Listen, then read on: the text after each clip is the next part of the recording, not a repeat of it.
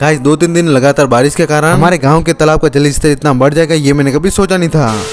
तो आपने पिछले व्लॉग में आपने देखा होगा कि हम आ गए थे अपने गांव के तालाब के नजारा देखने के लिए, लेकिन ये आधे रास्ते आते ही हमें दिख जाता है इतना सारा बहता हुआ पानी, और इस बहते हुए पानी को पार करना हमें थोड़ा कठिन बोले तो मुश्किल लग रहा था। इसलिए यहाँ से निकल कर और गाड़ी में सवार होकर हम आ जाते दूसरे रास्ते पर, लेकिन यहाँ पे इतना बहता हुआ पानी को देखकर हम आ जाते तीसरे रास्ते पर। क्या पता हम यहाँ से निकल पाए, लेकिन यहाँ आते हमें दिख जाता है सेम नजारा।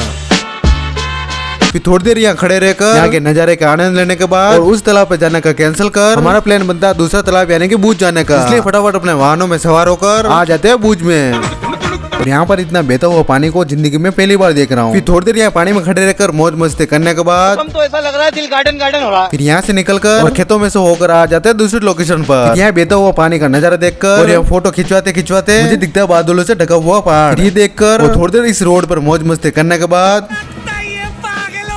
देखा आपने लापरवाही का नतीजा हम आ जाते हैं नाश्ता करने के लिए। यहाँ से दही में 2-2 समोसे खाकर और चाय पीने के बाद और जैसे ही हम घर के लिए निकल रहे होते हैं तभी रास्ते में हमें दिखता है कार का एक टायर नाली में फंस चुका है। फिर हम सभी दोस्त मिलकर कार को बाहर निकाल कर चल देते हैं घर की ओर।